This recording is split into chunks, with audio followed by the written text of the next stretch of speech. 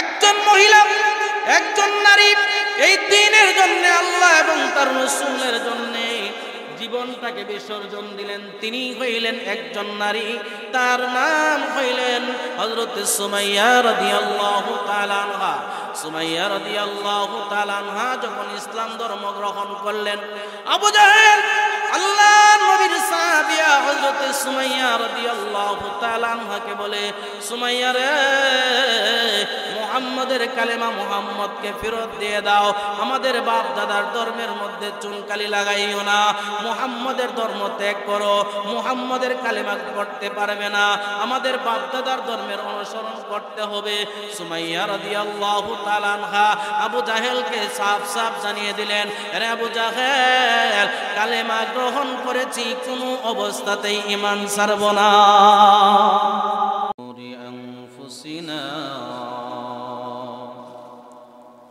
ومن سيئات أعمالنا من يهده الله فلا مضل له ومن يضلله فلا هادي له ونشهد أن لا إله إلا الله وحده لا شريك له ونشهد أن سيدنا وسندنا وحبيبنا ومولانا محمدا عبده ورسوله الذي أرسل إلى الناس كافة بشيرا ونذيرا وداعيا إلى الله بإذنه وسراجا منيرا.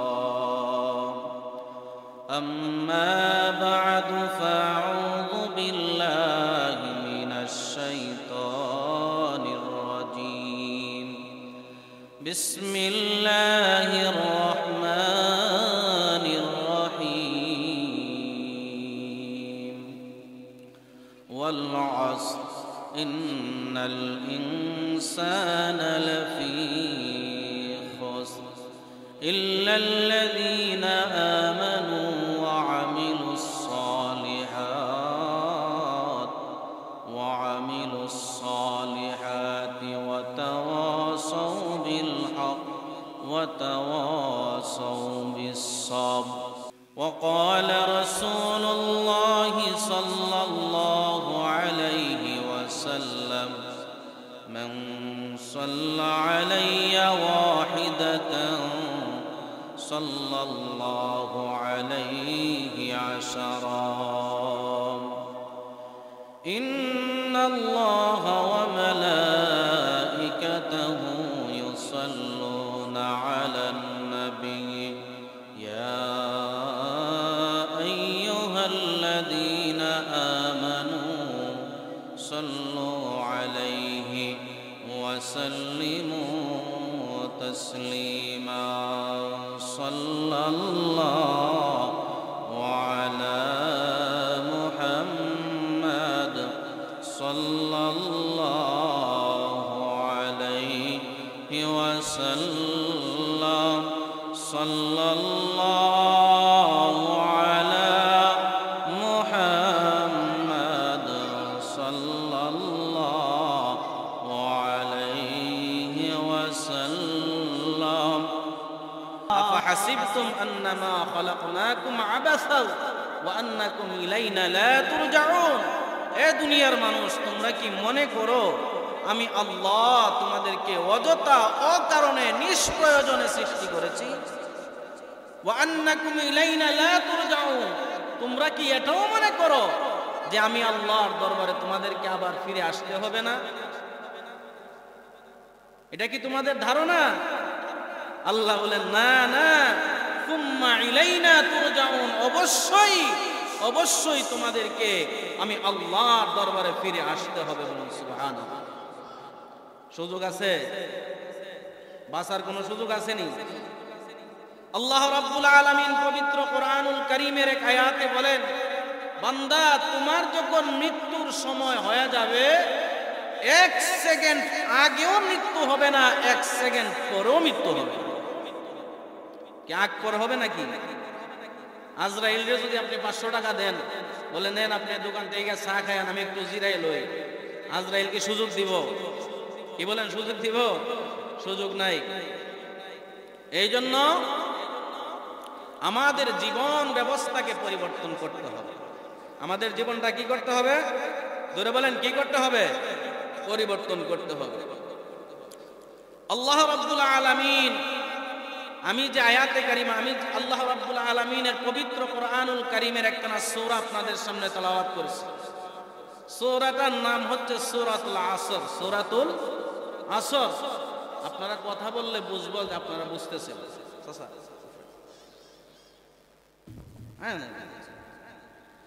আপনারা যদি কথা বলেন বোঝা যাবে যে আপনারা আমার কথা বুঝতেছেন।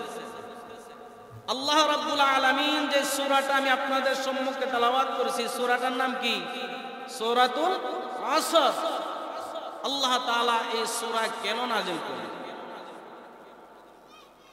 আল্লাহ রাব্বুল আলামিন এই সূরাটা নাযিল করে পৃথিবীর সমস্ত মানুষকে সতর্ক করছেন। কি করছেন? কি সতর্ক করলেন? আল্লাহ রাব্বুল আলামিন এই সূরার প্রথমেই আল্লাহ কসম খাইছেন। কি খাইছেন? কথা বলেন।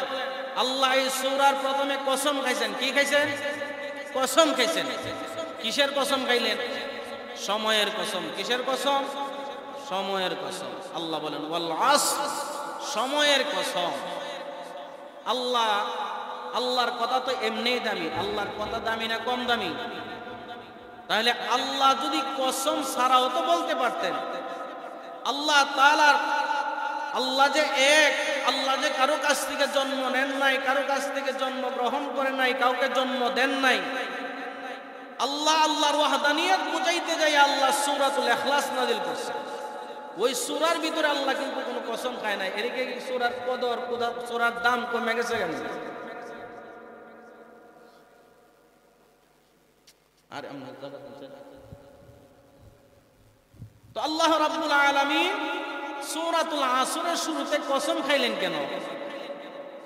আমরা মানব জাতি, আল্লাহ জানে যে আমরা একটু কসমে বিশ্বাসী। কসমে বিশ্বাসী।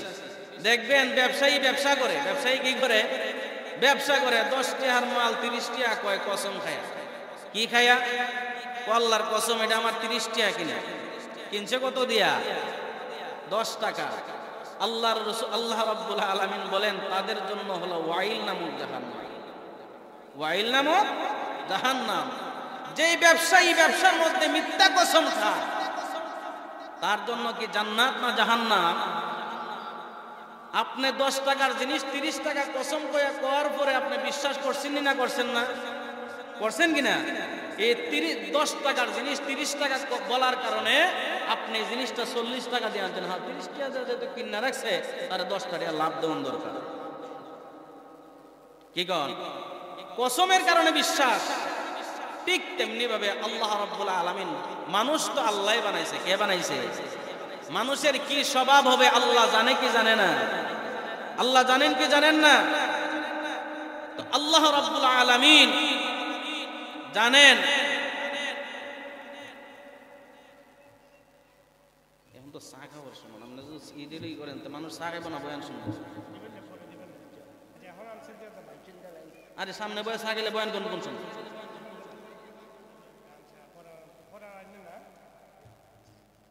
আল্লাহ রাব্বুল আলামিন কসম খাইছেন কেন? আল্লাহ আমরা স্বভাব জানে কি জানে না? জানে যে এটা মানব জাতি বড় তেরা জাত। এই জন্য আল্লাহ কসম খাইলে যেহেতু বিশ্বাস করো, আল্লাহ আমিও তোমাদের পুরা জিন্দিগিটার উপরে, তোমাদের জীবনের মধ্যে, তোমাদের হায়াতের জিন্দিগিতে সবচেয়ে দামি যে জিনিসটা হচ্ছে সময়। এটা কি? সময়। আপনার 70 বছর একটা সময়, তো সময় না? এটা দামি না কম দামি? দামি। এই জন্য আল্লাহ কয় যেহেতু তোমার হায়াতের জিন্দেগিটা তোমার কাছে বড় দামি, এই দামি জিনিসের কসম খাইছে। আল্লাহ কি করলেন? দামি জিনিসের কসম খাইছে। দামি জিনিসের কসম খাইয়া আল্লাহ রাব্বুল আলামিন বলেন ওয়াল আসর ইন্নাল ইনসানা লাফি খুসর, নিশ্চয়ই ইন্নাল ইনসানা লাফি খুসর, আল্লাহ বলেন নিশ্চয়ই মানব জাতি ধ্বংস। আল্লাহ কি বলছেন? মানুষ ধ্বংস। মানুষ কি? কথা বলেন, মানুষ কি? ধ্বংস। ইন্নাল ইনসানা লাফি খুসর, আল্লাহ তো নিশ্চয়ই মানব জাতি এগুলো ধ্বংস। আবার এই কথা বলার পরে আল্লাহ রাব্বুল আলামিন কি করলেন? আরেকটা সুযোগ তৈরি করে দিলেন। সবাই আল্লাহ একসাথে আগে বলছেন ধ্বংস, আবার আল্লাহ শর্ত লাগাই দিছে।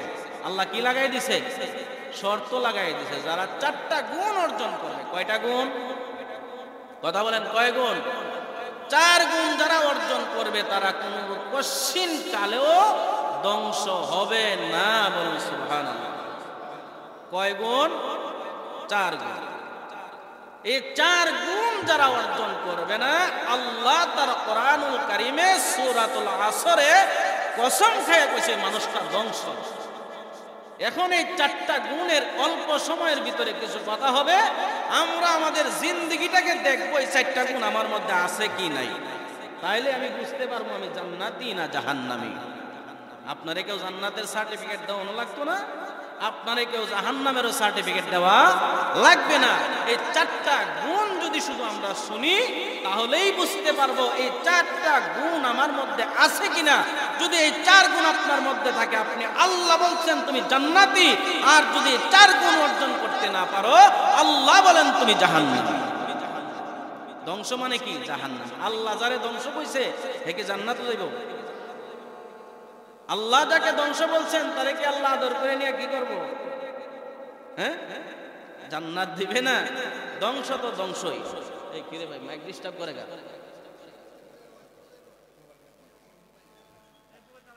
এই জন্য আল্লাহ রাব্বুল আলামিন সূরাতুল আসরের ভিতরে কসম খায় বলেন ওয়াল আসর, সময়ের কসম। কেন? বান্দা সময়টারে বড় দাম দেয়। আমরা সময়ের দাম দেই না। আমরা কি করি না? সময়ের দাম দেই না। সময়ের আমার কাছে সময়ের দাম মসজিদে গেলে, কোন জায়গায় গেলে? কথা বলেন, কোন জায়গায় গেলে? মসজিদে গেলে পরে যে সময়ের কত দাম দেখা যায়। খালি একবার সাহেব ইমাম সাহেবের দিকে, আরেকবার সাহেব গরির দিকে। শুক্রবারে 5 ওয়াক্ত তো যাওই না। শুক্রবারে যদিও কোন রকম মসজিদে ঢুকতে পারে, একবার সাহেব গরির দিকে, আরেকবার সাহেব কোন দিকে? ইমাম সাহেবের দিকে। অর্থাৎ ইমাম সাহেবের সিগন্যাল দিতেছে ইমাম সাহেব, সময় কিন্তু বেশি নাই। সময় কিন্তু বেশি নাই। এগুলা নাফরমান। এগুলা কি? এগুলা মুনাফিক। আল্লাহ বলছেন সূরাতুল মাউনের ভিতরে, ঠিক আছে? সূরাতুল মাউনের ভিতরে আসছে আল্লাহ রাব্বুল আলামিন বলেন যারা মসজিদে গিয়ে নামাজ নিয়ে তাড়াহুড়া করে, আল্লাহ বলেন তারা মুনাফিক। তারা কি? মুনাফিক। ইমাম সাহেব সতর্ক করে ওদের টাইম মতো নামাজ পড়ো। তুমি মিম্বরে বয়ে দেখো না কিরকম লাগে। বিসমিল্লাহ পড়ে, বিসমিল্লাহ পড়ে আগে আউযুবিল্লাহ পড়ে তার পায়ের দিকে তাকাইলে মনে হয় যে মসজিদের ভিতরে ভূমিকম্প শুরু হয়েছে। এরকম হয় না? ইমাম সাহেব মিম্বরে বসলে মনে করছে যে আরে হুজুর তো কাম এইটা, তুমি পয়সা দেখো। এই জন্য আমরা সময়ের দাম দেই কোন জায়গায়? মসজিদ। আর শাস্ত্র গেলে ঘন্টার পর ঘন্টা, ঘন্টার পর ঘন্টা সময় কোন দিক দিয়ে যাইতেছে কোনো খবর নাই। ঠিক না বে ঠিক? কথা বাস্তব না অবাস্তব? এই জন্য আল্লাহ রাব্বুল আলামিন বলেন ও দুনিয়ার মানুষ, ওয়াল আসর, সময়ের কসম। সময়ের কসম করে আল্লাহ কইছে ইন্নাল ইনসানা লাফি খুসর, নিশ্চয় মানুষ ক্ষতিগ্রস্ত, ধ্বংস। আল্লাহ যারে ক্ষতিগ্রস্ত বলছে সে কি লাভবান না ক্ষতি? আল্লাহ রাব্বুল আলামিন পবিত্র কোরআনুল কারীমে এক আয়াতে বলেন নবী আপনি দেখতেছেন তারা লাভবান, আসলে কিন্তু তারা লাভবান না, তারা ক্ষতির মধ্যে আছে। আল্লাহর কথা ঠিক না বেঠিক? আল্লাহ কয় তারা ক্ষতির মধ্যে আছে। আপনি দেখতেছেন 5 তলা বাড়ি বানাইছেন, আপনি দেখতেছেন আপনার কোটি কোটি টাকা ব্যাংক ব্যালেন্স হয়ে গেছে। এই 5 তলা বাড়ি, এই কোটি কোটি টাকা আল্লাহ রাব্বুল আলামিন বলেন এটা তুমি জাহান্নামের গর্ত বানাইছো। কি বানাইছো? জাহান্নামের গর্ত। কারুনের সম্পদ কম ছিল না বেশি ছিল? কি বলেন? কারুনের মতো সম্পদ এই দুনিয়াতে কারো আছে? কথা বলেন, আছে? কারো নাই। এই জন্য সম্পদ থাকলেই তোমার দুনিয়ার জিন্দেগি কামিয়াব না, আর যার সম্পদ নাই সে নাকাম না। আল্লাহ রাসূল সাল্লাল্লাহু আলাইহি ওয়াসাল্লাম বলেন যে ঈমান নিয়ে কবরে যাইতে পারবে সেই হচ্ছে কামিয়াব। বলুন সুবহানাল্লাহ। এই জন্য আল্লাহ রাব্বুল আলামিন সূরাতুল আসরের ভিতরে কসম খাইছেন। কসম খাইয়া কি কইছে? ওয়াল আসর, সময়ের কসম। ইন্নাল ইনসানা লাফি খুসর, নিশ্চয়ই মানুষ ক্ষতিগ্রস্ত। কথা বলেন না, নিশ্চয়ই মানুষ ক্ষতিগ্রস্ত। হ্যাঁ, আল্লাহ আবার ইস্তিসনা করছে ইল্লা দিয়া, ইল্লাল্লাযীনা আমানু ওয়া আমিলুস সালিহাত ওয়া তাওয়াসাউ বিল হাক্কি ওয়া তাওয়াসাউ বিস সাবর। আল্লাহ রাব্বুল আলামিন ইস্তিসনা করে বলতেছেন, ও দুনিয়ার মানুষ, যারা 4টা গুণ অর্জন করবে তারা কোনো অবস্থাতেই ধ্বংস হবে না, কশিন কালেও ধ্বংস হবে না। যারা এই 4 গুণ অর্জন করবে আল্লাহ বলেন তাদের জন্য রয়েছে জান্নাতুল ফিরদাউস। বলুন সুবহানাল্লাহ। কয় গুণ? জোরে বলেন।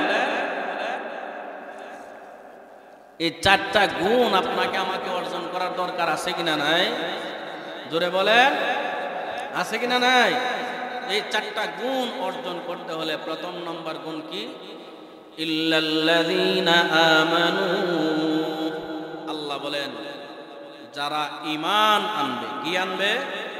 জোরে বলেন, কি আনবে? ঈমান। কেমন ঈমান? ঈমান না সঠিক ঈমান? শিরিক যুক্ত ঈমান না শিরিক মুক্ত? শিরিক মুক্ত ঈমান। আল্লাহ বলেন লা তুশরিক বিল্লাহ। আল্লাহ বলেন আমি আল্লাহর সাথে কাউকে শরীক করো না। হায়াতের মালিক কে? জোরে বলেন, হায়াতের মালিক কে? মৌতের মালিক কে? রিজিকের মালিক কে? ইজ্জতের মালিক কে? সন্তান দেওয়ার মালিক কে? আমার দুনিয়ার জিন্দেগিতে শান্তি দেওয়ার মালিক কে? সব কিছুর মালিক একমাত্র আল্লাহ। এই কথাটা দিলের ভিতরে বসানোর নাম হচ্ছে ঈমান। এর ভিতরে কেউ ঢুকান যাইব, ব্যবসা ঢুকানি যাইব, যা রিজিকের মালিক আমার ব্যবসা, হ্যাঁ, হায়াতের মালিক ডাক্তার, এই কথা কোন যাইব? যদি ডাক্তারের কাছে না যাইতাম তে মারা গেলাম।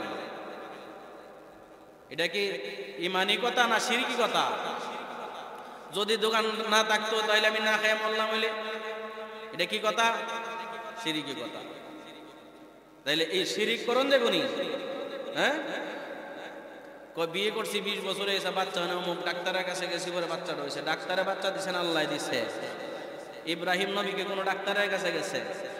হ্যাঁ, বৃদ্ধ বয়সে সন্তান পাইছে। চাইছে কার কাছে? আল্লাহর কাছে। এই তো চাইছে। আল্লাহ বলেন রব্বি হাবলি মিনাস সলিহিন। আল্লাহ তুমি আমার একটা নেককার সন্তান দান করো। দীর্ঘদিন কাদার পরে আল্লাহ রাব্বুল আলামিন হযরত ইব্রাহিম আলাইহিস সালাতু ওয়াস সালামকে সুসংবাদ দিলেন, ফাবাশশারনাহু বিগুলামিন হালিম। ও পয়গম্বর, আপনি একটা নেককার সন্তানের সুসংবাদ গ্রহণ করুন। তাহলে আল্লাহর সাথে কাউকে শরীক করা যাবে না। এই হলো কথা। এই ঈমানের জন্য, এই শিরিক মুক্ত ঈমান অর্জন করতে হলে কি করতে হবে? কষ্ট করতে হবে। কি করতে হবে? কষ্ট করতে হবে। কাদের মতো? সাহাবায়ে কেরামের মতো। কাদের মতো? আল্লাহ বলেন ঈমান আনো কার মতো? আমিনু কামা আমানান নাস। আল্লাহ রাব্বুল আলামিন বলে ঈমান আনো তো তাদের মতো, আই সাহাবাতিন নাস, সাহাবায়ে কেরামের ঈমানের মতো ঈমান বলা হলো। সুবহানাল্লাহ। सिद्दीक तेरा नाम से इस्लाम रहेगा, सिद्दीक तेरा नाम से इस्लाम रहेगा, दुनिया की सदाकत में तेरा नाम रहेगा, दुनिया की सदाकत में तेरा नाम रहेगा। फारूक तेरा नाम से इस्लाम रहेगा, फारूक तेरा नाम से इस्लाम रहेगा, दुनिया की अदालत में तेरा नाम रहेगा, दुनिया की अदालत में तेरा नाम रहेगा। उस्मान तेरा नाम से इस्लाम रहेगा, उस्मान तेरा नाम से इस्लाम रहेगा, दुनिया की सखावत में तेरा नाम रहेगा। अली तेरा नाम से इस्लाम रहेगा, अली तेरा नाम से इस्लाम रहेगा, दुनिया की शजाअत में तेरा नाम रहेगा, दुनिया की शजाअत में तेरा नाम रहेगा। সাহাবায়ে কেরাম যেরকম ঈমান আনছেন ওই রকম ঈমান আমাদেরকে বানাইতে হবে কি হবে না? ওই রকম ঈমান আপনাকে আমাকে তৈরি করার জন্য চেষ্টা করতে হবে, তৌফিক চাইতে হবে কার কাছে? সাহাবায়ে কেরাম কষ্ট করছে কি করছে না? ঈমানের জন্য মায়ের খাইছে কি খাইছে না? জোরে বলেন, মায়ের খাইছি নি? মায়ের খাইছে না? আপনারা আমারে কয়জনে বাইরেছে? কেউ বাধা দিছে মসজিদে যাওয়ার লাগে, কালেমা পড়তে বাধা দিছে, এই তুমি কালেমা পড়ে কোন কথা কেউ বলছে? কেউ বলে না।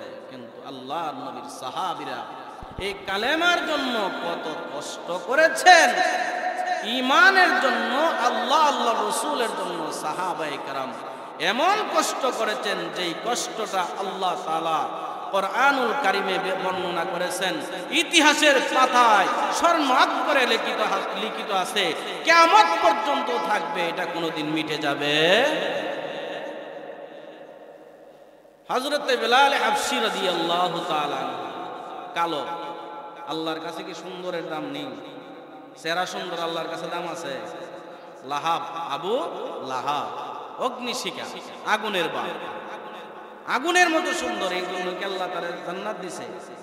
কিন্তু বেলাল হাবশী রাদিয়াল্লাহু তাআলা আনহু, নবীজির সাহাবী হযরত বেলাল হাবশী রাদিয়াল্লাহু তাআলা আনহু মক্কা নগরীতে বাবার দিক থেকেও গোলাম, মায়ের দিক থেকেও গোলাম, গোলামের ঘরের বেলাল হাবশী রাদিয়াল্লাহু তাআলা আনহু উনি উমাইয়া ইবনে খালফের গোলাম ছিলেন। এই কালেমার দাওয়াত পাওয়ার পরে হযরতে বেলাল হাবশী রাদিয়াল্লাহু তাআলা আনহু ইসলাম ধর্ম গ্রহণ করে নিয়েছে, বলেন সুবহানাল্লাহ। বেলাল হাবশী রাদিয়াল্লাহু তাআলা আনহু ইসলাম ধর্ম গ্রহণ করার পরে উমাইয়া ইবনে খালফ কোনো না কোনোভাবে জানতে পারছে যে উমাইয়া কি করছে, বেলাল কালেমা গ্রহণ করেছে, মুহাম্মদের ধর্ম গ্রহণ করে নিয়েছে। উমাইয়া ইবনে খালফ হযরতে বেলাল হাবশী রাদিয়াল্লাহু তাআলা আনহুকে প্রথমে বুঝাইলেন, বেলাল আমাদের বাপদাদার ধর্ম ছাইরা মুহাম্মদের নতুন ধর্ম গ্রহণ করার কোনো দরকার নাই, ধর্মটা ছেড়ে দাও, মুহাম্মদের কালেমা মুহাম্মদকে দিয়ে দাও, আমাদের বাপদাদার ধর্মে ফিরে আসে। বেলাল হাবশী রাদিয়াল্লাহু তাআলা আনহু বললেন, না, কালেমা যেহেতু গ্রহণ করে ফেলেছি, আল্লাহর পয়গম্বর রাহমাতুল লিল আলামিনের চরিত্র দেখে যেহেতু কালেমা গ্রহণ করে ফেলেছি, জীবন যাইতে পারে কালেমা ছাড়তে। বেলাল হাবশী রাদিয়াল্লাহু তাআলা আনহুর এই কালেমা ইসলাম ধর্ম গ্রহণ করার ঘটনা উমাইয়া ইবনে খালফ আবু লাহাবরেও জানাইছে, আবু জাহেলরেও জানাইছে। দরবার বাড়ছে না কমছে? কি বলেন? সবাই মিল্লা বুঝাইলো, তারপরও বেলাল বলে, না, কালেমা ছাড়ব। আল্লাহর পয়গম্বরের সাহাবী হযরত বেলাল হাবশী রাদিয়াল্লাহু তাআলা আনহু ইসলাম ধর্ম গ্রহণ করার পরে উমাইয়া ইবনে খালফ, আবু জাহেল, আবু লাহাব সবাই মিলে বেলালকে বোঝাইতে লাগলো, আরে বেলাল, বাপ দাদার ধর্ম ছেড়ে মুহাম্মদের নতুন ধর্ম গ্রহণ করে ফেলেছো, এটা কোনো অবস্থাতেই মেনে নেওয়া যায় না। আরে বেলাল, মুহাম্মদের ধর্ম মুহাম্মদকে ফেরত দিয়ে দাও, মুহাম্মদের কালিমাটা ছেড়ে দাও, মুহাম্মদের ধর্ম তুমি পালন করো না। বেলাল হাবশী রাদিয়াল্লাহু তাআলা আনহু আবু জাহেল, আবু লাহাব, উমাইয়া ইবনে খালফকে ডাক দিয়ে বলে, আরে উমাইয়া, আমি তোমার গোলাম হইতে পারি, আমি যেমন তোমার গোলাম, তোমারও কিন্তু একজন মুনিব আছে, তিনি হইলেন আল্লাহ। উমাইয়া, আমি সেই মনিবের ধর্ম গ্রহণ করে নিয়েছি, সেই মনিবের কালেমা গ্রহণ করে নিয়েছি। উমাইয়া রে, জীবন চলে যাইতে পারে, আমি দুনিয়ার জমিন ছেড়ে দিতে পারি, একটা মুহূর্তের জন্য আমি ঈমান হারা হইতে পারি না। মুসলমান, এই কথা বলার পরে আবু জাহেল, আবু লাহাব, উতবা, সাইবা, উমাইয়া ইবনে খালফ চিন্তা করলো বেলালকে কেমন করে এই ধর্ম থেকে ফিরে আনা যায়। তারা সকলে মিলে চিন্তা করলো, বেলালের উপরে যদি নির্যাতন শুরু করে দেওয়া হয়, বেলালের উপরে যদি নির্যাতন করা হয়, তাহলে মনে হয় বেলাল এই ধর্মটা ছেড়ে দেবে। আল্লাহু আকবার। আল্লাহর পয়গম্বরের সাহাবী হযরত বেলাল হাবশী রাদিয়াল্লাহু তাআলা আনহু, ওনার উপরে তারা অত্যাচার শুরু করে দিল। আল্লাহর পয়গম্বরের সাহাবী হযরত বেলাল হাবশী রাদিয়াল্লাহু তাআলা আনহুকে মক্কার জমিনে দিনের বেলা উত্তপ্ত রোদের মধ্যে, প্রচন্ড গরম বালুর মধ্যে চিত করে শোয়া দিত। শোয়া দিয়ে শুধু এইটুকুই নয়, হযরত বেলাল হাবশী রাদিয়াল্লাহু তাআলা আনহুর বুকের মধ্যে ভারী একটা পাথর আল্লাহর পয়গম্বরের সাহাবী হযরত বেলাল হাবশী রাদিয়াল্লাহু তাআলা আনহুর বুকের মধ্যে দিয়ে দিতেন, যেন বুকের মধ্যে পাথরের চাপায় আল্লাহর পয়গম্বরের সাহাবী হযরত বেলাল আমার আল্লাহর নাম উচ্চারণ করতে না পারে। বেলাল হাবশী রাদিয়াল্লাহু তাআলা আনহু এই অবস্থাতেও উত্তপ্ত গরম বালুর মধ্যে যখন ওনাকে চিৎ করায় শোয়া দেওয়া হতো, বুকের মধ্যে পাথরের চাপা দেওয়া হতো, তারপরে হযরত বেলাল পাথরের নিচ থেকে বলতো, আহাদ আহাদ আহাদ, আমার আল্লাহ এক, আমার আল্লাহ এক, আমার আল্লাহ এক। এর উমাইয়া, আমাকে তুমি উত্তপ্ত বালুর উপরে চিৎ করে শোয়াইয়া বুকের উপরে তুমি পাথরের চাপা দিতে পারো। উমাইয়া, আমার ভিতরে যে কালিমা ঢুকে গেছে, যে ঈমান আমার ভিতরে ঢুকে গেছে, এরকম হাজার পাথরের চাপা দিও আমার ভিতর থেকে কালেমা বের করতে পারবে না। মুসলমান, আল্লাহর পয়গম্বরকে সাহাবায়ে কেরাম কেমন মহব্বত করতেন, কেমন ভালোবাসতেন। আল্লাহর পয়গম্বরের সাহাবী হযরত বেলাল হাবশী রাদিয়াল্লাহু তাআলা আনহুকে দিনের বেলা উত্তপ্ত বালুর মধ্যে শোয়াইয়া বুকের মধ্যে পাথর চাপা দিত, রাত্রে বেলা আবার হাতের মধ্যে শিকল লাগাইয়া, পায়ের মধ্যে শিকল লাগাইয়া শক্ত করে বাঁধত। এক পর্যায়ে উমাইয়া ইবনে খালফ চাবুক দিয়ে আঘাত করত। উমাইয়া ইবনে খালফ চাবুকের আঘাতে আঘাতে হযরত বেলাল রক্তাক্ত হয়ে যাইতেন, তারপরেও কালেমা ছাড়তেন না। উমাইয়া ইবনে খালফ যখন একেবারে ক্লান্ত হয়ে যাইত, আবু জাহেল চাবুকটা হাতে নিয়ে হযরত বেলালকে পিটাইতো। আবু জাহেল এক পর্যায়ে ক্লান্ত হয়ে যাইত, তারপরে আবু লাহাব এভাবে পালাক্রমে হযরত বেলালের উপরে নির্যাতন শুরু করে দিয়েছে। রাতের আধারে হাত পা বেঁধে হযরত বেলাল হাবশী রাদিয়াল্লাহু তাআলা আনহুকে যখন চাবুকের আঘাত করে, হযরত বেলাল আল্লাহর পয়গম্বরকে ওই জায়গা থেকে মুক্ত হওয়ার পরে বলেন, ইয়া রাসূলুল্লাহ, ইয়া হাবিবাল্লাহ, আবু জাহেল আবু লাহাবরা যখন দিনের বেলায় আমাকে কষ্ট দিত, রাত্রের বেলা যখন আমার হাত পা বেঁধে যখন আমাকে আবার আঘাত করত, ওই সময় আমি আমার মালিকের নাম নিতে যাইয়া যত মজা পাইছি, যত আনন্দ পাইছি, এখন আর সেই স্বাদ আমি বেলাল পাই না। আরে মুসলমান, এই অবস্থায় যখন আবু জাহেলরা দেখলো উমাইয়া ইবনে খালফ যখন দেখলো বেলাল কালেমা ছাড়বে না আল্লাহু আকবার, বেলাল হাবশী রাদিয়াল্লাহু তাআলা আনহুকে দিনের বেলা প্রচন্ড রৌদ্রের মধ্যে মক্কার একদল যুবককে ডেকে আনা হলো। সবাইকে ডেকে এনে হযরত বেলাল হাবশী রাদিয়াল্লাহু তাআলা আনহুর গলার মধ্যে রশি লাগাইয়া, হযরত বেলালের গলার মধ্যে রশি লাগাইয়া উত্তপ্ত বালুর উপরে গলার মধ্যে লাগাইয়া মক্কার অলিতে গলিতে টানা হেঁচড়া করত। হযরত বেলাল বলেন, ওই সময় প্রচন্ড গরমের কারণে আমার গলার মধ্যে যখন রশি লাগাইয়া তারা টানত, মনে হইতো এই মুহূর্তে বুঝি আমার প্রাণ পাখিটা বের হয়ে যাবে। ওই তারপরেও আমি আমার আল্লাহ ছাড়ি নাই, নবী ছাড়ি নাই, তারপরেও আমি আমার আল্লাহ ছাড়ি নাই, নবী ছাড়ি নাই। এরে মুসলমান, শুধু তাই নয়, হযরত বেলাল হাবশী রাদিয়াল্লাহু তাআলা আনহুকে যখন গলার মধ্যে রশি লাগাইয়া মক্কার অলিতে গলিতে টানা হেঁচড়া করার পরেও যখন হযরত বেলাল কালেমা ছাড়ে না, আল্লাহর রাসূলকে বাদ দেয় না, নবীকে ছাড়তে চায় না। বেলাল বলে, বাঁচবো তো নবী নিয়ে বাঁচবো, মরবো তো নবী নিয়ে মরবো, আল্লাহর রাসূলকে বাদ দিয়ে মরতে পারি না। বেলালের এমন শক্ত অবস্থানে উমাইয়া ইবনে খালফ সিদ্ধান্ত গ্রহণ করলো হযরত বেলালকে আরো কঠিন ভাবে শাস্তি দেওয়া হবে। আরো কঠিন শাস্তি হযরত বেলালকে দেওয়ার জন্য উমাইয়া ইবনে খালফ আবু জাহেলরা মিলে সিদ্ধান্ত করলো, যেই জবান দিয়ে বেলাল আল্লাহ এবং তার রাসূলের নাম উচ্চারণ করে, ওই মুখটাকে, ওই জবানটাকে বন্ধ করে দিতে হবে। বেলাল যেন আল্লাহ তার রাসূলের নাম উচ্চারণ করতে না পারে, তার জবানটাকে বন্ধ করে দেওয়ার জন্য তারা ষড়যন্ত্র করলো।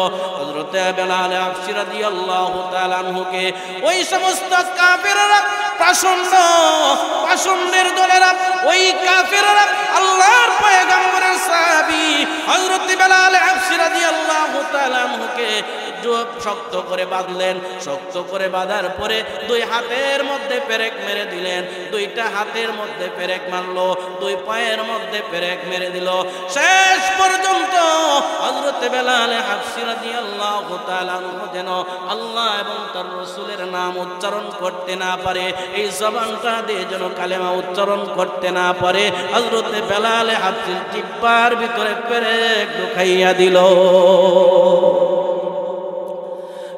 মুসলমান, এই পেরেক ঢুকাইয়া দেওয়ার পরে হযরত বেলাল বলেন, উমাইয়া, রে আবু জাহেল, আমার জবানের ভিতরে তুমি পেরেক ঢুকাইয়া দিতে পারো, আমার গলার ভিতরে রশি লাগাইয়া মক্কার অলিতে গলিতে টানা হেঁচড়া করতে পারো, আমাকে উত্তপ্ত বালুর উপরে শোয়াইয়া বুকের মধ্যে পাথর চাপা দিতে পারো। এরে উমাইয়া, ভালো করে শুনে নাও, এই দুনিয়ার জমিন ছেড়ে চলে যাইতে পারি, সব কিছু ছেড়ে দিতে পারি, কিন্তু একটা মুহূর্তের জন্য ঈমান হারা হতে পারি না।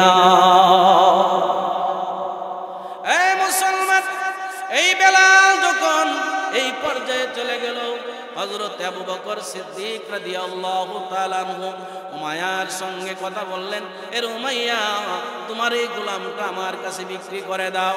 হযরত আবু বকর সিদ্দিক রাদিয়াল্লাহু তাআলা আনহু হযরত বেলাল হাবশী রাদিয়াল্লাহু তাআলা আনহুকে উমাইয়ার কাছ থেকে খরিদ করে নিলেন।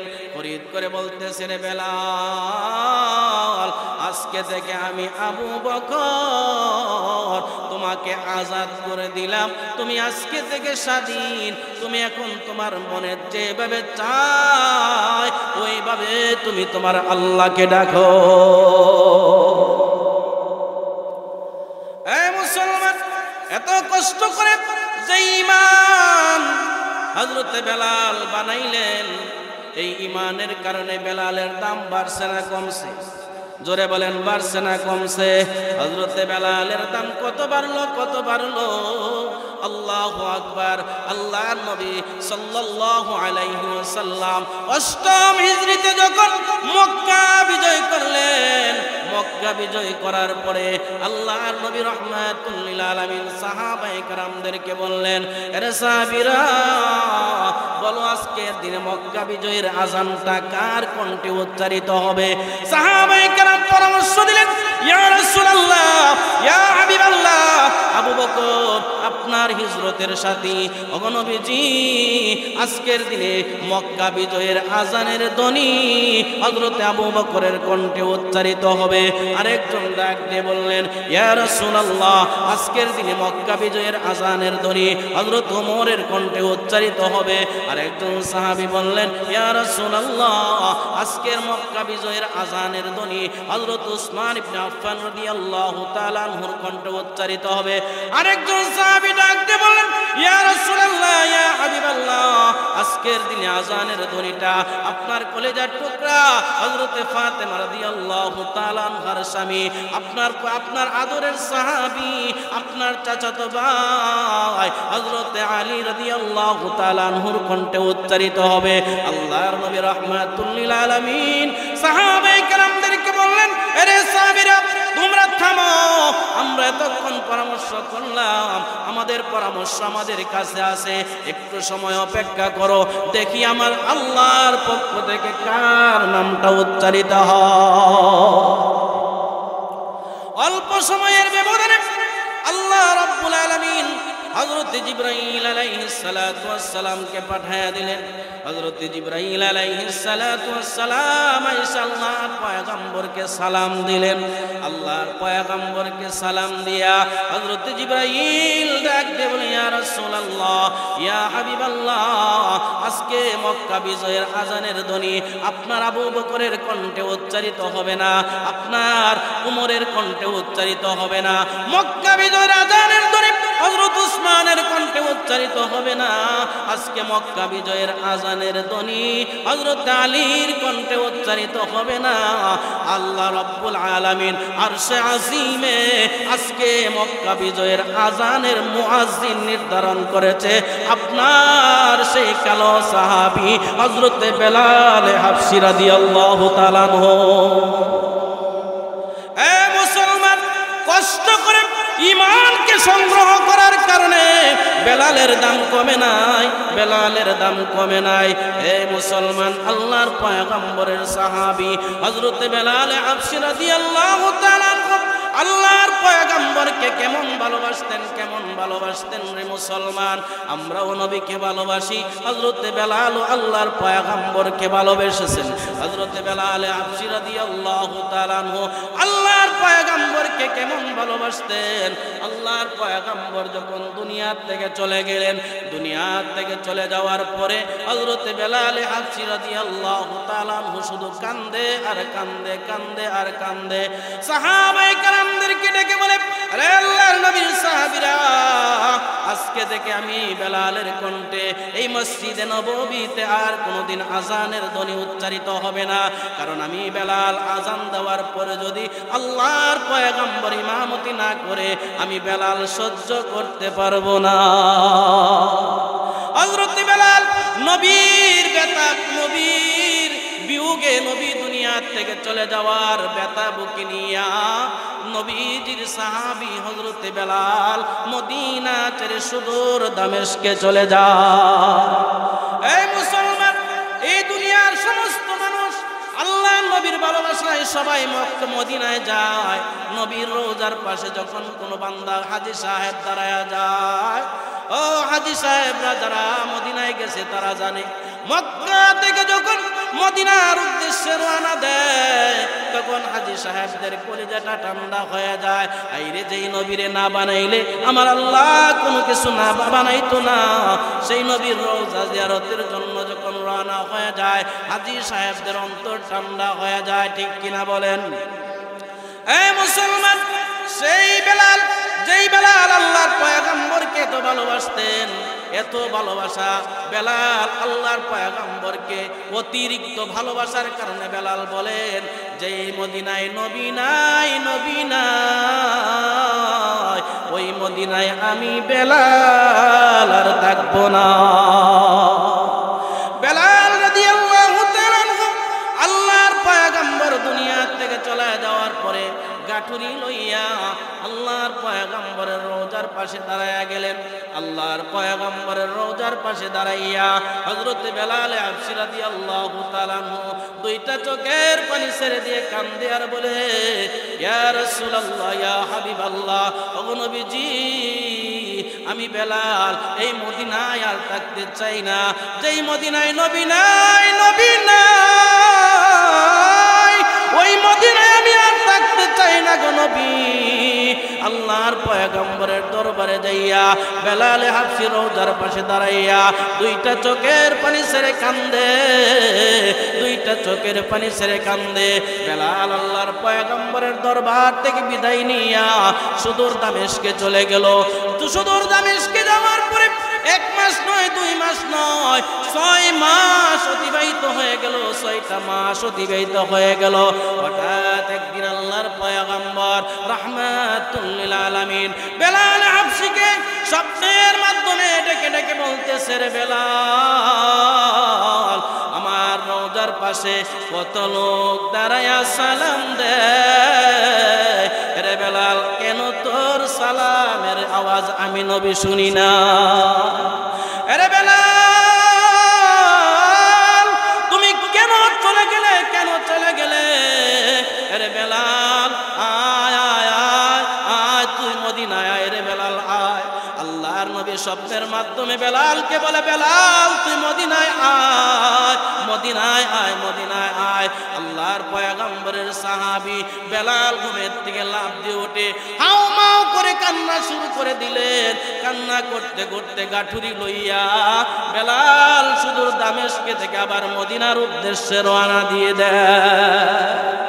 বেলাল যখন মদিনায় প্রবেশ করে, মদিনায় প্রবেশ করার সময় মদিনার ছোট ছোট বাচ্চারা বেলালকে দেখিয়া আনন্দে আত্মহারা হয়ে গেছে। তারা মদিনার গলিতে গলিতে দৌড়াইতেছে আর বলতেছে, এই মদিনার নারী পুরুষেরা তোমরা কোথায়? ওই যে বেলাল আসতেছে, ওই যে দেখা যায় বেলাল আসতেছে। মনে হয় বেলালের পেছন পেছন আল্লাহর পয়গম্বর আসতেছে। এই মুসলমান, বেলাল যখন মদিনায় প্রবেশ করলেন, মদিনায় প্রবেশ করার পরে বেলাল ডাইরেক্ট মদিনার নবী রাহমাতুল লিল আলামিনের রওজার পাশে দাঁড়ায়া গেলেন। নবীজির পর রওজার পাশে দাঁড়াইয়া বেলাল দুইটা চোখের পানি ছেড়ে দিয়ে কান্দে আর বলে, নবী গো, আমি বেলাল আপনাকে ছেড়ে যাই না, আপনাকে ছেড়ে যাই না। ও নবী, আপনি যেহেতু নাই, আপনি ছাড়া আমি কেমনে মদিনায় বসবাস করি গো নবী? ও নবী, আপনাকে ছাড়া তো আমি বাঁচতে পারি না, আপনার বিরহ ব্যথা আমি সহ্য করতে পারি না। ইয়া রাসূলুল্লাহ, আপনি আমাকে ভুল বুঝবেন না, ভুল বুঝবেন না। ইয়া রাসূলুল্লাহ, আপনার বেলাল আপনার রওজার পাশে দাঁড়িয়ে আছে। এ মুসলমান, বেলাল হাবশী রাদিয়াল্লাহু তাআলা আনহু যখন রওজা মুবারক জিয়ারত করলেন, আল্লাহু আকবার, রওজা মুবারক জিয়ারত করার পরে বেলাল হাবশী রাদিয়াল্লাহু তাআলা আনহু আবার গাঠুরি লইয়া সুদূর দামেস্কের উদ্দেশ্যে রওনা দিয়ে দিল। সাহাবায়ে কেরাম হযরত বেলালকে চতুর্দিক দিয়ে ঘেরাও করে ফেললেন। হযরত আব্দুর রহমান ইবনে আউফ রাদিয়াল্লাহু তাআলা আনহু হযরত বেলালকে ডাক দিয়ে বলেন, আরে বেলাল, 6টা মাস হয়ে গেল তোমার কণ্ঠে আজানের ধ্বনি আমরা শুনি না, তোমার কণ্ঠে আমরা আজানের ধ্বনি শুনি না। আরে বেলাল, তুমি একটা আজান দাও, একটা আজান দাও না রে বেলাল, একটা আজান দাও। আজানটা দেওয়ার পরে আমরা নবীর কথা স্মরণ করে করে কানব। বেলাল রাদিয়াল্লাহু তাআলা ডাক দিয়ে বলে, আরে সাহাবীরা, এ সাহাবীরা শোনো, বেলাল আজান দেওয়ার পরে যেহেতু নবী ইমামতি করবেন না, সুতরাং আমি বেলাল কোনো অবস্থাতে আজান দিতে পারবো না। সাহাবায়ে কেরাম রিকোয়েস্ট করলেন, আবদার করলেন, হযরতে বেলাল সবাইকে নাকচ করে দিলেন। নাকচ করে দেওয়ার পরে হযরতে বেলাল যখন আজান দিবেই না, এদের মধ্য থেকে একজন সাহাবী ডাক দিয়ে বলে, এ বেলাল একটু থামো, একটু থামো। সবাই পরামর্শ করলো, আমাদের কথায় যেহেতু বেলাল আজান দেয় না, তাহলে হাসান আর হুসাইন রাদিয়াল্লাহু তাআলা আনহুমাকে বলো, হাসান আর হুসাইন যদি বেলালকে বলে আজান দেওয়ার জন্য, বেলাল সেই কথা কোনোদিন অমান্য করতে পারবে না।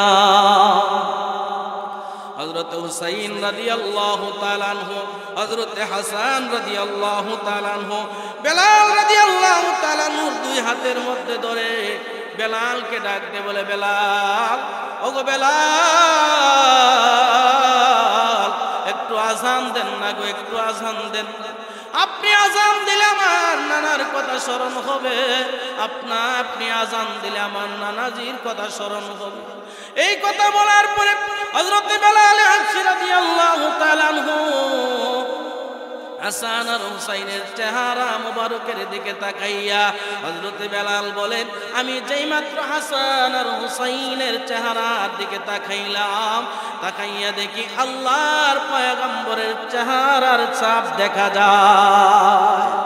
হাসান আর হুসাইনের চেহারার দিকে তাকাইয়া আমি নিষেধ করতে পারলাম না। হযরত বেলাল হাবশী রাদিয়াল্লাহু তাআলা আনহু মসজিদে নববীর মিনারায় দাঁড়িয়ে গেলেন।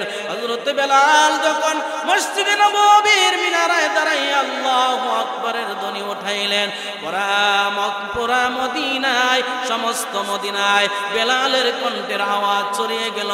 বেলালের কণ্ঠের আওয়াজ যেহেতু মদিনায় ছড়িয়ে গেছে, প্রত্যেকটা এলাকা থেকে, প্রত্যেকটা গলি থেকে, প্রত্যেকটা মহল্লা থেকে নারী পুরুষ একসাথে দৌড়াইতে আরম্ভ করছে, কাঁদতেছে আর দৌড়াইতেছে আর বলতেছে, এ মদিনার লোকেরা তোমরা কোথায়?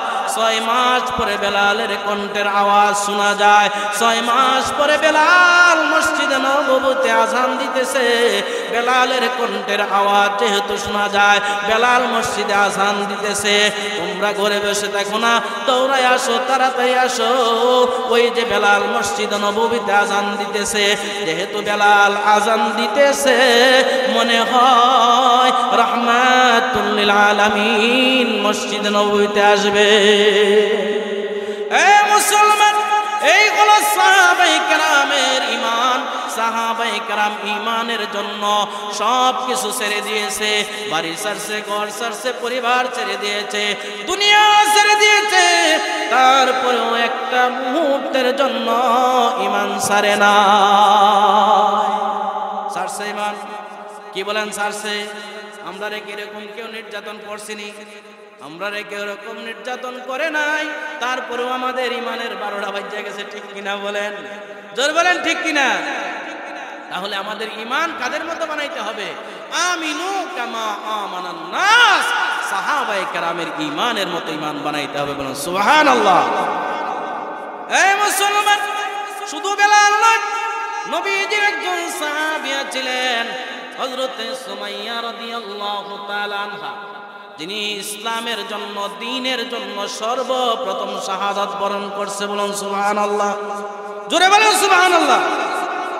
একজন মহিলা, একজন নারী এই দ্বীনের জন্য, আল্লাহ এবং তার রাসূলের জন্য জীবনটাকে বিসর্জন দিলেন। তিনি হইলেন একজন নারী, তার নাম হইলেন হযরত সুমাইয়া রাদিয়াল্লাহু তাআলা আনহা। সুমাইয়া রাদিয়াল্লাহু তাআলা আনহা যখন ইসলাম ধর্ম গ্রহণ করলেন, আবু জাহেল আল্লাহর নবীর সাহাবিয়া হযরত সুমাইয়া রাদিয়াল্লাহু তাআলা আনহাকে বলে, সুমাইয়া রে, মুহাম্মদের মুহাম্মদের কালেমা মুহাম্মদকে ফেরত দিয়ে দাও, আমাদের বাপ দাদার ধর্মের মধ্যে চুনকালি লাগাইও না, মুহাম্মদের ধর্ম ত্যাগ করো, মুহাম্মদের কালেমা পড়তে পারবে না, আমাদের বাপ দাদার ধর্মের অনুসরণ করতে হবে। সুমাইয়া রাদিয়াল্লাহু তাআলা আনহা আবু জাহেলকে সাফ সাফ জানিয়ে দিলেন, আরে আবু জাহেল, কালেমা গ্রহণ করেছি, কোনো অবস্থাতেই ঈমান ছাড়ব না। হযরত সুমাইয়া রাদিয়াল্লাহু তাআলা আনহা যেই মাত্র এই কথা বলে দিলেন, আবু জাহেল সুমাইয়া রাদিয়াল্লাহু তাআলা আনহার উপরে নির্যাতন আর অত্যাচার শুরু করে দিয়েছে। এই দিক দিয়ে আল্লাহর পয়গম্বর আল্লাহর পয়গম্বর সুমাইয়া রাদিয়াল্লাহু তাআলা আনহাকে সান্ত্বনা দিয়ে বলে, সুমাইয়া রে, সুমাইয়া, আবু জাহেল এই দ্বীনের জন্য, ঈমানের জন্য তোমার উপরে নির্যাতন করতেছে, যদি তুমি ধৈর্য ধারণ করতে পারো, আল্লাহর তৈরি জান্নাত তোমার জন্য অপেক্ষা করতেছে। আল্লাহর পয়গম্বর এই কথা বলার পরে সুমাইয়া রাদিয়াল্লাহু তাআলা আনহার ঈমানের স্পৃহা পাওয়ার আরো বেড়ে গেল। আল্লাহর পয়গম্বর তো কোনোদিন মিথ্যা কথা বলেন নাই। আল্লাহর পয়গম্বরের কথা শুনে সুমাইয়া রাদিয়াল্লাহু তাআলা আনহার ঈমানের স্পৃহা বেড়ে গেল। হযরত সুমাইয়া রাদিয়াল্লাহু তাআলা আনহা যখন শেষ পর্যন্ত কালেমা ছাড়বেই না, ইসলাম ধর্ম ছাড়বে না, আবু জাহেল হযরত সুমাইয়া রাদিয়াল্লাহু তাআলা আনহাকে প্রকাশ্যে দিবালোকে জনসম্মুখে হযরত সুমাইয়াকে উপস্থিত করলেন। হযরত সুমাইয়া রাদিয়াল্লাহু তাআলা আনহাকে জনসম্মুখে শত শত মানুষের সামনে বলে, আরে সুমাইয়া, বলো মুহাম্মাদের ধর্ম ছাড়বা কি ছাড়বা না? সুমাইয়া বলে, না, কোনো অবস্থাতেই মুহাম্মাদের কালেমা ছাড়তে পারি না, আল্লাহ এবং তার রাসূলকে ছাড়তে পারি না। এই কথা বলার পরে হযরত সুমাইয়া রাদিয়াল্লাহু তাআলা আনহাকে আবু জাহেল ডাক দিয়ে বলে, আরে সুমাইয়া, যদি মুহাম্মাদের কালেমা না ছাড়ো, মুহাম্মাদের ধর্ম যদি না ছাড়ো, তাহলে তোমাকে জীবন দিতে হবে। এই কথা বলার পরে সুমাইয়া রাদিয়াল্লাহু তাআলা আনহা ডাক দিয়ে বলে, আরে আবু জাহেল, জীবন দিতে পারে, সব কিছু ছাড়তে পারি, দুনিয়া ছাড়তে পারি, একটা মুহূর্তের জন্য ঈমান হারা হইতে পারি না। হযরত সুমাইয়া রাদিয়াল্লাহু তাআলা আনহা এই কথা বলার পরে শত শত মানুষের সামনে হযরত সুমাইয়া রাদিয়াল্লাহু তাআলা আনহাকে ওনার শরীর থেকে সব কাপড়গুলি খুলে ফেলা হলো। বলেন নাউজুবিল্লাহ। মুসলমান, ও পর্দার আড়ালের মা বোনেরা, ও পর্দার আড়ালের মা বোনেরা, ভালো করে শুনে নাও। সুমাইয়া রাদিয়াল্লাহু তাআলা আনহা তোমাদের মতো একজন নারী, তার সব কিছু বিসর্জন দিয়েছে, তারপরও ঈমান ছেড়ে দেয় নাই, ঈমান ছেড়ে দেয় নাই। ও মা বোনেরা, ভালো করে শুনো, সুমাইয়া রাদিয়াল্লাহু তাআলা আনহা নবীকে কেমন ভালোবাসে, তুমি কতটুকু নবীকে ভালোবাসো? সুমাইয়া রাদিয়াল্লাহু তাআলা আনহাকে শত শত মানুষের সামনে উলঙ্গ করে ফেলা হলো। সুমাইয়া রাদিয়াল্লাহু তাআলা আনহার সন্তান হযরত আম্মার রাদিয়াল্লাহু তাআলা আনহু দাঁড়িয়ে আছে, সন্তানের সামনে মাকে উলঙ্গ করে ফেলছে। হযরত আম্মার রাদিয়াল্লাহু তাআলা আনহু লজ্জায় মাথাটা নিচের দিকে দিয়া দুইটা চোখ বন্ধ করে আল্লাহকে ডাক দিয়ে বলে, আল্লাহ, আল্লাহ, তুমি ছাড়া আর কেউ নাই গো আল্লাহ। ও আল্লাহ, ঈমানের জন্য, ঈমান গ্রহণ করার কারণে আবু জাহেল আমার মা সুমাইয়া রাদিয়াল্লাহু তাআলা আনহাকে শত শত মানুষের সামনে উলঙ্গ করে ফেলেছে। সুমাইয়া রাদিয়াল্লাহু তাআলা আনহা সন্তানকে ডাক দিয়ে বলে, আরে সন্তান, আমি আমার সামান্য সময়ের জন্য আল্লাহ এবং তার রাসূলের জন্য, সামান্য সময়ের জন্য আল্লাহ এবং তার রাসূলের জন্য আমি আমার ইজ্জত আর সম্মানকে বিসর্জন দিলাম। মুসলমান, হযরত সুমাইয়া রাদিয়াল্লাহু তাআলা আনহাকে সবার সামনে যখন উলঙ্গ করে ফেলল, সুমাইয়া সন্তানকে ডাক দিয়ে বলে, আরে সন্তান, এই অল্প সময়ের জন্য আমি আমার ইজ্জত আর সম্মানকে বিসর্জন দিতে পারি, আমার ইজ্জত দুনিয়াতে যাইতে পারে, কিন্তু একটা মুহূর্তের জন্য আমি ঈমান হারা হইতে পারি না। সন্তান, আজকে যদি আমি ইজ্জতের জন্য যদি আমি ঈমান হারা হয়ে কবরে যাই, কাল কিয়ামতের ময়দানে আমার আল্লাহ আমাকে ছাড়বে না। এ সন্তান, আমি ইজ্জত হারা হলাম, আমি দুনিয়া ছাড়া হয়ে যাব, আমার জীবন চলে যাইতে পারে। সন্তান রে, আমি ঈমান হারা হইতে পারি না। তুমি ধৈর্য ধরো, আমি দুনিয়ার জমিন ছেড়ে চলে গেল আমার কোনো দুঃখ নাই। আমি মা এই অবস্থাতেও তোমাকে ওসিয়ত করে যায়, একটা মুহূর্তের জন্য তুমি কালেমা হারা হবে না। সন্তানকে ওসিয়ত করতেছে, এ সন্তান তুমি কালেমা ছাইরো না, নবী ছাইরো না, আল্লাহ ছাইরো না। এই কথা বলার পরে হযরত সুমাইয়া রাদিয়াল্লাহু তাআলা আনহাকে শত শত মানুষের সামনে আবু জাহেল সুমাইয়া রাদিয়াল্লাহু তাআলা আনহাকে জমিনের মধ্যে চিৎ করে শোয়া দিলেন। চিৎ করে শোয়া দুইটা পা দুইটা ঘোড়ার সঙ্গে বেঁধে দিলেন। দুইটা পা দুইটা ঘোড়ার সঙ্গে বেঁধে আবু জাহেল নিজের হাতে বর্ষা দিয়া সুমাইয়া রাদিয়াল্লাহু তাআলা আনহার লজ্জাস্থানের মধ্যে আঘাত করে শহীদ করে দিয়েছে। এ মুসলমান, হযরত সুমাইয়া রাদিয়াল্লাহু তাআলা আনহা জীবন দিল, ইজ্জত দিল, সব কিছু বিসর্জন দিল কার জন্যে? জোরে বলেন কার জন্যে? আরো জোরে বলেন কার জন্যে? এ মুসলমান, আমি যদি ঈমানের উপরে চলতে যাইয়া, হকের উপরে চলতে যাইয়া, আল্লাহ এবং তার রাসূলের কথা বলতে যাইয়া আমার উপরে যদি মুসিবত আসে, আমার প্রতি যদিও জুলুম করা হয়, তারপরেও কি ঈমান ছাড়া যাবে? জোরে বলেন ঈমান ছাড়া যাবে? জোরে বলেন ঈমান ছাড়া যাবে?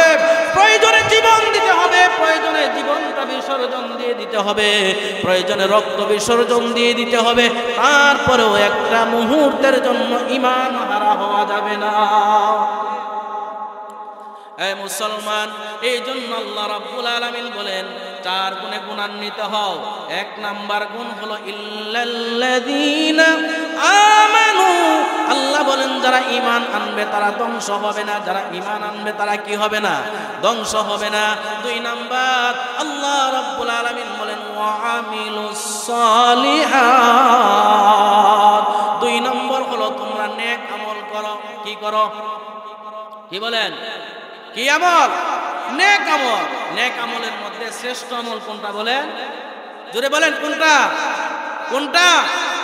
জান্নাতীরা জান্নাতে যাওয়ার পরে, জাহান্নামীরা জাহান্নামে যাওয়ার পরে জাহান্নামীরা জান্নাতীরা জাহান্নামীদেরকে প্রশ্ন করবে, এ জাহান্নামীরা তোমরা কোন কারণে জাহান্নামে আইছো? কয় কারণে জাহান্নামে আইছো? তখন জাহান্নামীরা বলবে আমরা 4টা কারণে জাহান্নামে আইছি। কয় কারণ? জোরে বলেন কয় কারণ? জোরে বলেন 4 কারণ। 1 নাম্বার কারণ হলো জাহান্নামীরা বলবে ক্বালু লাম নাকু মিনাল মুসাল্লিন।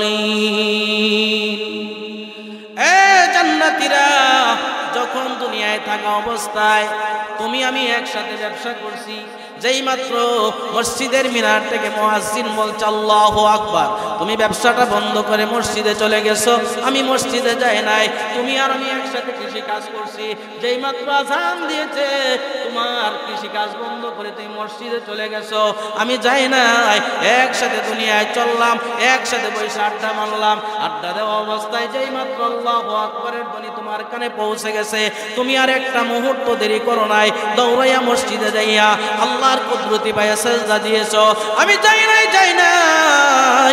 1 নাম্বার কারণ হলো ক্বালু লাম নাকু মিনাল মুসাল্লিন। তুমি ছিলে মুসল্লিদের অন্তর্ভুক্ত, তুমি ছিলে নামাজি, আমি ছিলাম বেনামাজি। 1 নাম্বার কারণ হলো জাহান্নামে আসার 1 নাম্বার কারণ হলো আমি নামাজ পড়তাম না। নামাজ কি না পড়ার কারণে জাহান্নামী। জোরে বলেন কি? জোরে বলেন, আরো জোরে বলেন। এটা কি মাস? রজব মাস। কি মাস? এই মাসটাই বলা হয় মেরাজের মাস। কি মাস? এই মাসে নফল রোজা রাখার লাগে, নফল রোজা, নফল নামাজ পড়ার লাগে অনেক কিছু হুজুররা জিজ্ঞাসা করে কি করে না। কিন্তু এই মাসের মেরাজের মেইন শিক্ষা কি আমরা জানা নাই। আসল জিনিসটা কি? নবী কেন মেরাজ করলেন? আল্লাহ রাব্বুল আলামিনের যত বিধান আছে সমস্ত বিধান আল্লাহ রাব্বুল আলামিন ফেরেশতার মাধ্যমে আল্লাহ নবীকে জানাই দিয়েছে। বলুন সুবহানাল্লাহ।